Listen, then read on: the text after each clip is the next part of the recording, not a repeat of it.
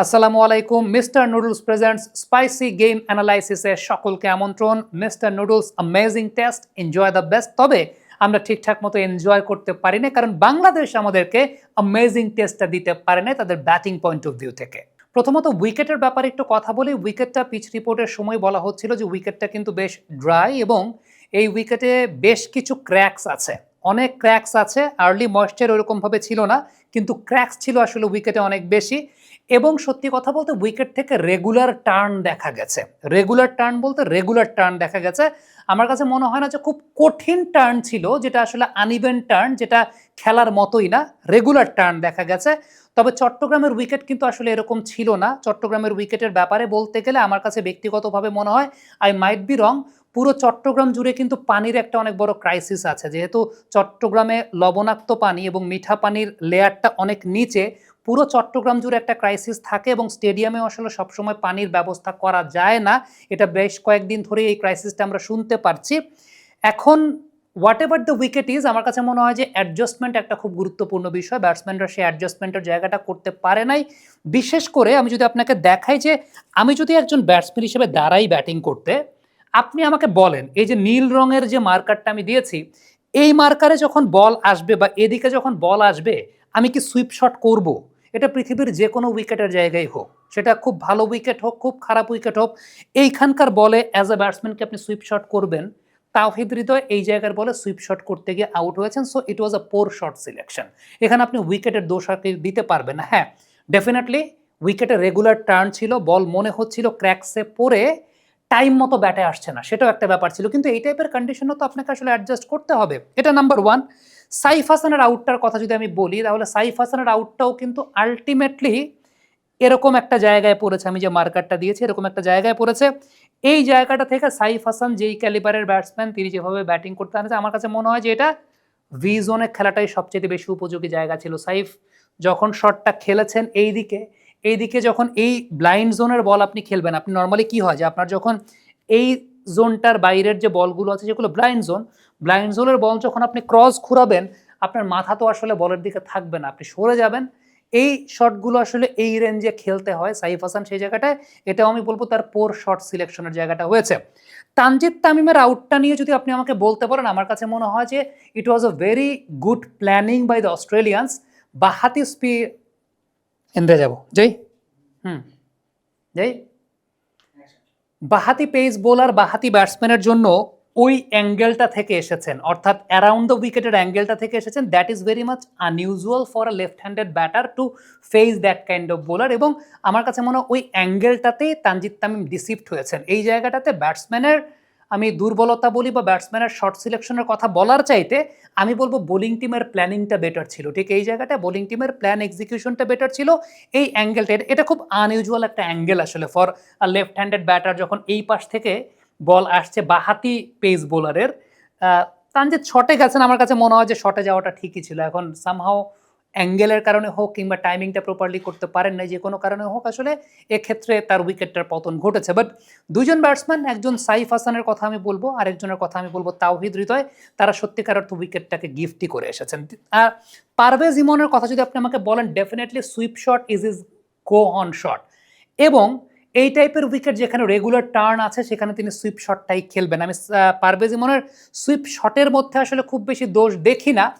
But আমার যেটা মনে হয় যে স্টেডিয়ামটার ডায়ামিটার যদি আপনি একটু চিন্তা করে দেখেন, পরিসীমাটা চিন্তা করে দেখেন, যেদিকে পারভেজ ইমন সুইপ শটের অ্যাটেম্প করেছেন ওই জায়গাটা বড়, ওইটা ছিল longest part of the ground. দেখেন, আমরা যখন পিচ রিপোর্ট করি ক্রিকেটে, আমি ইন্টারন্যাশনাল ম্যাচেও যখন পিচ রিপোর্ট করি কিংবা ডোমেস্টিক ক্রিকেটেও যখন পিচ রিপোর্ট করি, একটা কথা কিন্তু আমাদেরকে সবসময় ইনস্ট্রাকশনটা দেওয়া হয়, সেটা হচ্ছে মাঠের পরিসীমা, পিচের মাঝখানে দাঁড়িয়ে মাঠের পরিসীমার ব্যাপারটাও জানানো। এটার পেছনে একটা অনেক বড় কারণটা হচ্ছে মাঠে একটা পাশ শর্টার সাইড থাকে, একটা পাশ লঙ্গার সাইড থাকে। সো ব্যাটারদেরকেও কিন্তু সেই জায়গা থেকে ক্যালকুলেট করতে, ইভেন উইন্ড ফ্যাক্টর একটা অনেক বড় ফ্যাক্টর থাকে। যদিও আমাদের বাংলাদেশের মাঠগুলোতে উইন্ড ফ্যাক্টর এরকম কাজ করে না, কিন্তু অ্যাজ আ ব্যাটার আপনাকে কিন্তু এটা ক্যালকুলেট করতে হয় যে মাঠের কোন পোর্শনটা বড়, ওই পোর্শনে আমি ওই রকম স্পিনারের এগেনস্টে এই শটে যাব কি যাব না, সেটাও আপনাকে কিন্তু ক্যালকুলেট করতে হয়। Korean super spicy flavor Mr. Noodles. Oh bro, what a chat. এটাকে বলা হয় আসলে ক্যালকুলেটিভ ব্যাটিং, যেটা পারভেজ ইমন আসলে, হ্যাঁ, it was his go on shot. আমার কাছে মনে হয়। But go on shot through the longest part of the ground.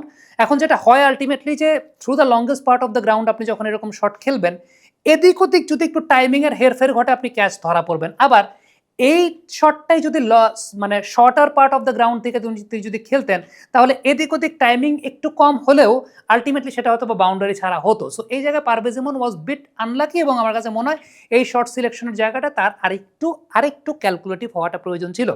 Shamim Hossain Patwari যে টার্নটা অ্যান্টিসিপেট করে এক্সট্রা কাভার অঞ্চলটা ক্লিয়ার করতে চেয়েছিলেন, ওই টার্নটা বল আসলে করেই নাই। আমার কাছে মনে হয় যে বেশ ভালো ওভার স্পিন করেছে বলটা। শামীমের আরেকটু হয়তো বা সময় নেওয়া উচিত ছিল, আরেকটু সময় নিয়ে তিনি খেলতে পারতেন। প্রত্যেকটা ব্যাটসম্যানকেই একটা ফেজ আমরা দেখেছি যে আসলে তাড়াহুড়া করছেন, তারা দে ওয়ার ইন আ হারি। আমার কাছে মনে হচ্ছিল যে তাদের হয়তো বা চেস করতে হবে কোনো টোটাল 14-15 ওভারের মধ্যে, because they were aiming to bat for 14 to 15 overs. They were not aiming to bat for 20 overs. এই বিষয়টি আমার কাছে মনে হয়েছে যে তারা 20 ওভার আসলে ব্যাটিং করতে চায়নি। অস্ট্রেলিয়া 4 জন স্পিনার খেলিয়েছে পিচের ক্র্যাক দেখে। এই জায়গাটাও বাংলাদেশ আসলে পিচে কতটুকু পিচ জাজ করতে পেরেছে বা সেটা নিয়েও প্রশ্ন থাকতে পারে। অলদো আমাদের স্ট্রেংথ অবশ্যই পেস বোলিং আমরা বলি, বাট এখানে একটা বিষয় বুঝতে হবে যে আপনার পেস বোলার আজকে কারা কারা ছিল। আজকে কিন্তু সেই জায়গাটা নাহিদ রানাও ছিলেন না। আপনার সাকলাইনকে নিয়ে আপনি ডেবুট্যান্ট খেলতে নেমেছেন। সাকলাইনকে আপনি এই লেভেলে এখনও আসলে মেইন পেস বোলার কি ধরতে পারেন কি পারেন, মানে 3 পেস বোলার যদি খেলান, সাকলাইনকে আপনি মেইন পেস বোলার ধরতে পারেন কি না সেটাও একটা বিষয়। বাট সাকলাইন আমার কাছে মনে হয় যে এই টাইপের উইকেটের জন্য বেশ কার্যকরী। সাকলাইন কিন্তু স্লোয়ার বলগুলো করেছেন এবং স্লোয়ার বলে উইকেটও পেয়েছেন, which was really good to see. Shoriful বেশ ভালো একটা ব্রেক থ্রু দিয়েছিলেন, যেখানে ব্যাটসম্যান স্কুপ শট বা ইম্প্রোভাইজিং খেলতে গেছেন, শরীফুল সেই জায়গাটা বলের পেসটাকে কমিয়ে দিয়েছেন। শেখ মেহেদী যে কাজটা করেছেন সেটা হচ্ছে টিম ডেভিডকে পেছনে বল দিয়েছেন। আপনি জানেন যে টিম ডেভিডকে যখন আপনি মানে when you are bowling up front, the ball might not stay at Bangladesh, ball হয়তো বা বাংলাদেশেই থাকবে না, it might travel to India. So ওই জায়গাটায় তিনি আগের বলটা 6 খাওয়ার পর পরের বলটা লোয়ার আর্ম অ্যাকশনে পেছনে বল করেছেন, উইকেটটা পেয়েছে বাংলাদেশ। আমার কাছে মনে হয় যে মোস্তাফিজের উইকেটটাও মিচেল মার্শের বেশ ভালো প্ল্যান করা ছিল, ওই জায়গায় ফিল্ডিং সেট করা ছিল। বোলিং নিয়ে আমার কোনো কথা নেই, কিন্তু ব্যাটিংয়ে আমার কাছে মনে হয়েছে যে we actually threw the game. এবং আমি জানি না why they were in a hurry, কোনো স্টেবিলিটি ছিল না, কোনো স্টেবল ব্যাটসম্যান সেই জায়গায় ছিলেন না। Everyone when there and they just were throwing their bats. এই টাইপের উইকেটে আমার কাছে মনে হয় যে ইভেন 3-4 উইকেট পড়ার পরেও সেই জায়গাটায় যদি মানে they would bat steadily, the score could have passed 150 or 160 mark, এবং if it was 155 to 160.